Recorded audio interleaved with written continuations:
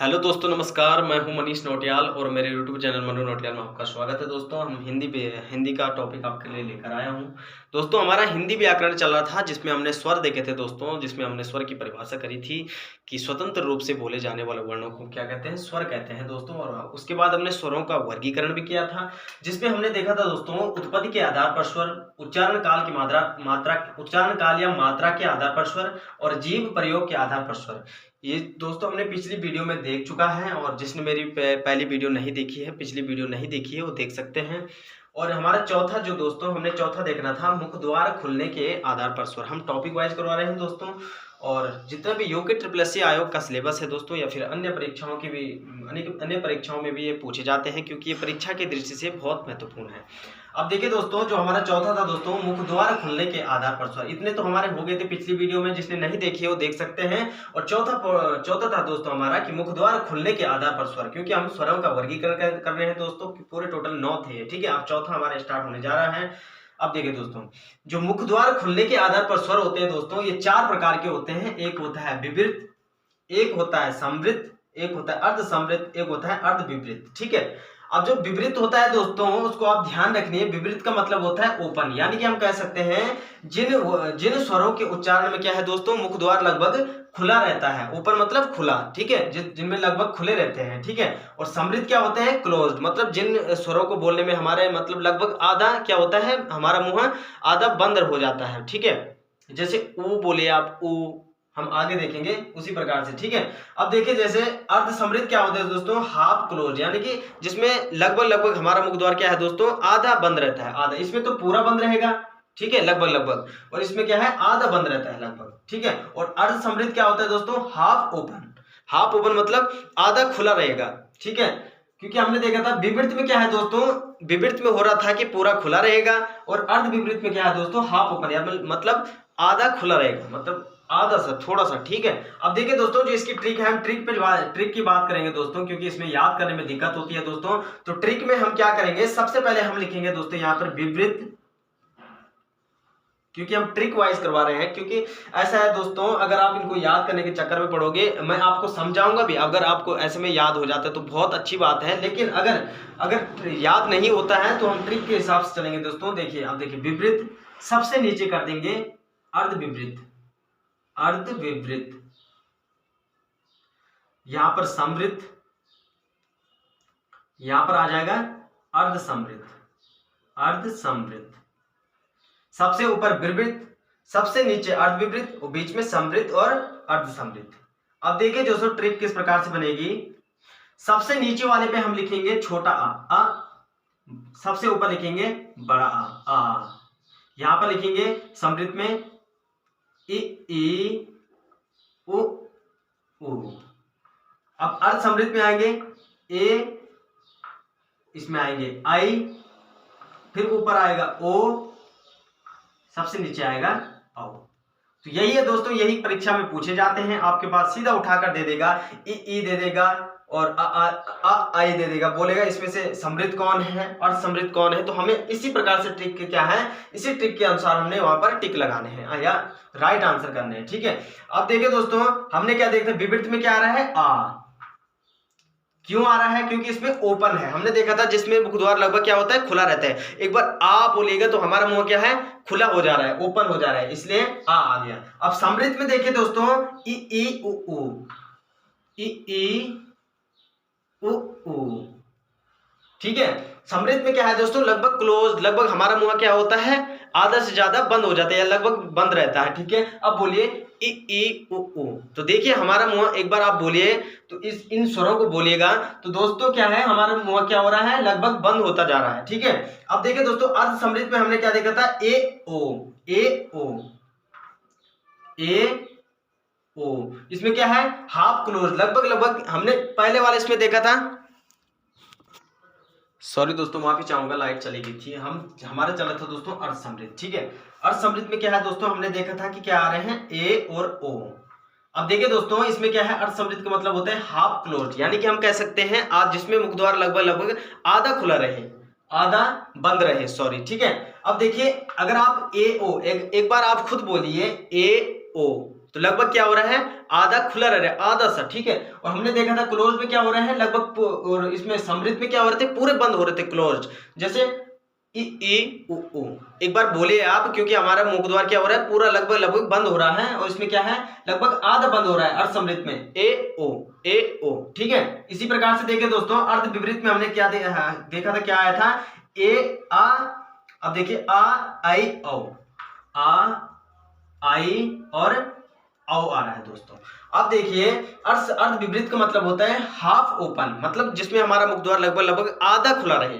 अब देखिए आ आई औ, आ आई औ, एक बार आप बोलिए दोस्तों तो आपको खुद ही पता लग जाएगा, जब तक बोलेंगे नहीं तो आपको समझ में नहीं आएगा, ठीक है। इसी प्रकार से हमारा क्या है दोस्तों, ये चौथा वाला पार्ट भी खत्म होता है, ठीक है। आशा करता हूं आप लोगों को समझ आया होगा, अच्छे से एक्सप्लेन करने की कोशिश की है दोस्तों मैंने।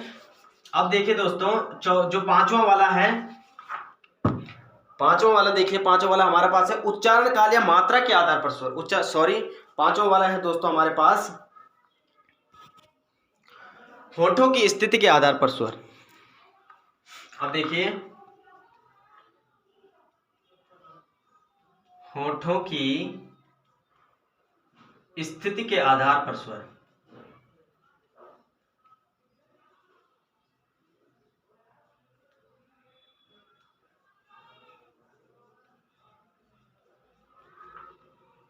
ये होते हैं दोस्तों दो प्रकार के। नंबर एक है वृत्तमुखी, नंबर दूसरा है दोस्तों अवृत्तमुखी। आप एक बार बोलिए दोस्तों, खुद ही पता लग जाएगा ये बोलना क्या चाह रहा है, वृत्तमुखी और अवृत्तमुखी।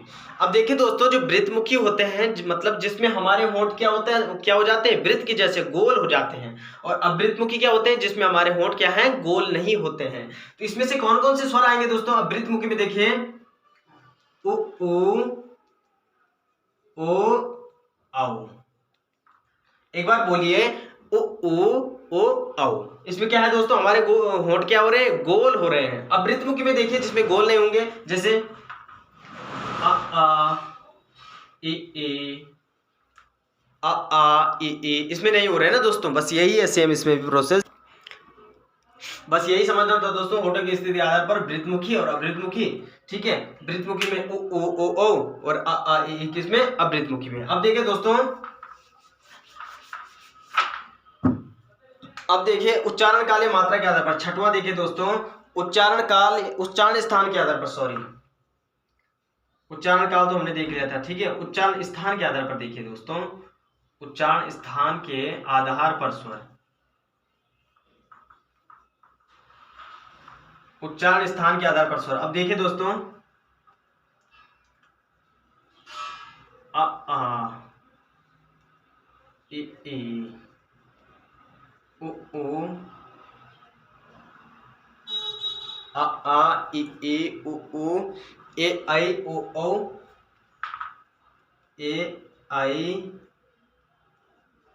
ओ औ और री भी कर दो दोस्तों। यहाँ पे हमने उच्चारण स्थान देखना है। उच्चारण स्थान मतलब कि कौन कौन सी मतलब स्वर बोलने में कहां पर स्पर्श हो रहा है हमारे मुंह में, ठीक है। अब देखिए दोस्तों आ, अब एक बार जोर से बोलिए अ, ये कहां से आवाज आ रही है, हमारी कंठ से आ रही है दोस्तों, यहां से अ, ये क्या हो गया, कंठ।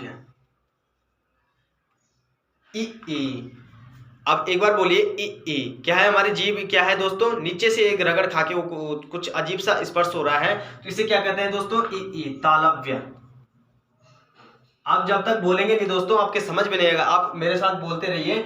ये क्या हो रहा है, तालव्य से, मतलब तालव्य किसे बोलते हैं, जीभ का जो निचला वाला भाग है दोस्तों, इसे तालव्य कहेंगे। और जो ऊपर वाला जीभ का जो ऊपर वाला भाग है दोस्तों, ये वाला, उसे हम कहते हैं मूर्धा, जिसमें री आएगा दोस्तों, आगे देखेंगे। उ में देखे दोस्तों, उ क्या हो रहा है, हमारे होंठ क्या हो रहे हैं, उ मतलब होंठों से हो रहा है ना दोस्तों, इसी को हम कहेंगे ओष्ठ्य, ओष्ठ्य। ए आई मतलब कंठ से भी आ रही है ए आई, और क्या है, जीभ के नीचे से भी स्पर्श हो रहा है। अब देखिए ए हो जाएगा तुम्हारे कंठ प्लस तालव्य, कंठ प्लस तालव्य, ठीक है।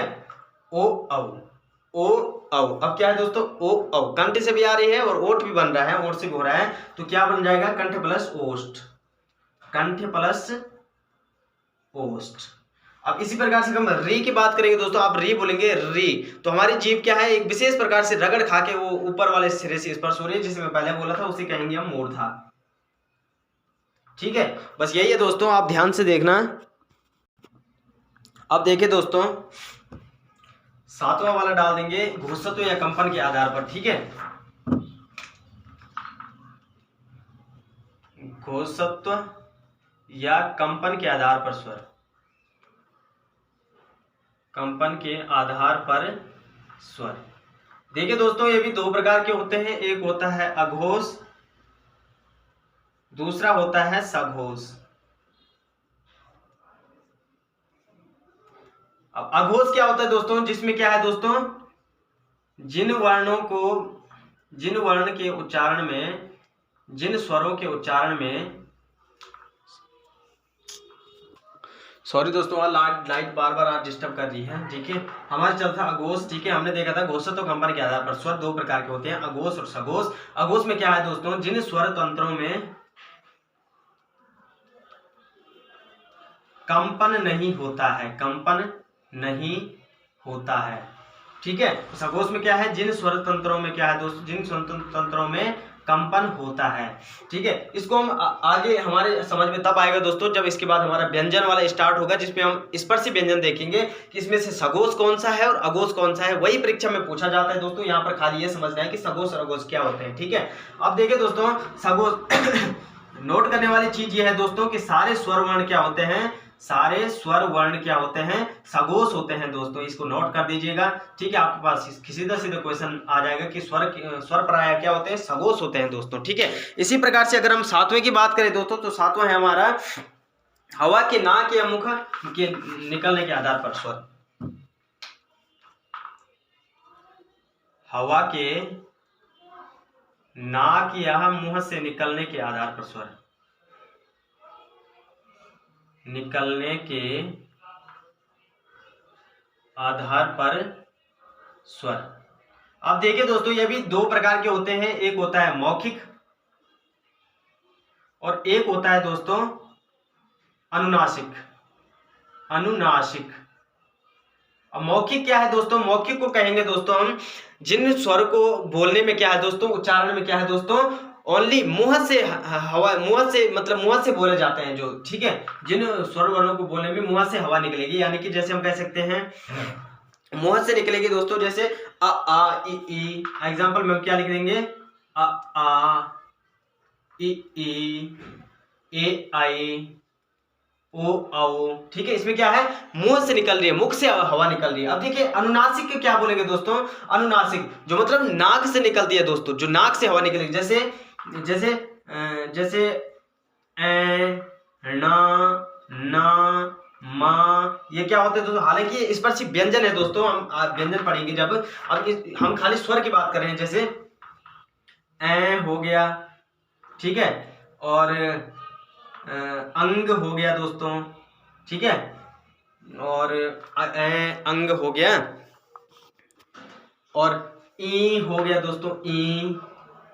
ठीक है, इसी प्रकार से जो भी स्वर आएंगे दोस्तों, जिसमें आपको बिंदी लगेगी या फिर नाक से हवा निकलेगी दोस्तों, इससे हम क्या कहेंगे, अनुनासिक कहेंगे। मौखिक में क्या है, ओनली मुख से हवा निकलेगी। परिभाषित में लिखना चाहेंगे दोस्तों, परिभाषा लिख देना कि जिससे ओनली क्या है, मुख से हवा निकलेगी, जैसे अ आ ई उ ए। और अनुनासिक में क्या है दोस्तों, जिसमें नाक से हवा निकलेगी, जैसे ए अंग ई। ठीक है, इसी प्रकार से अगर हम दोस्तों अगर आठवीं की बात करें दोस्तों, आठवीं में क्या है दोस्तों, हमारा मात्राओं की संख्या के आधार पर स्वर। नवा है दोस्तों ये, सॉरी, मात्राओं की संख्या के आधार पर स्वर, मात्राओं की संख्या के आधार पर स्वर। बस यही हमारा लास्ट है दोस्तों, इसके बाद हमारा व्यंजन स्टार्ट हो जाएगा। स्वर को हमने देख लिया दोस्तों, ठीक है, इसी प्रकार से व्यंजन स्टार्ट हो जाएगा। अब इसमें देखिए दोस्तों कि हम इसमें क्या लिख सकते हैं कि स्वर प्रायः 10 होते हैं, या स्वरों के 10 मात्राएं हैं। स्वरों की 10 मात्राएं होती हैं। ठीक है, नेक्स्ट पॉइंट लिखिए, आवर्ण की कोई मात्रा नहीं होती है। आवर्ण की कोई भी मात्रा नहीं होती है, कोई मात्रा नहीं होती। ठीक है, क्योंकि आ देखिए कोई भी मात्रा नहीं इसमें, ठीक है। और स्वर प्राय क्या होते हैं दोस्तों, स्वर प्रायः अल्प प्राण होते हैं, अल्प प्राण होते हैं।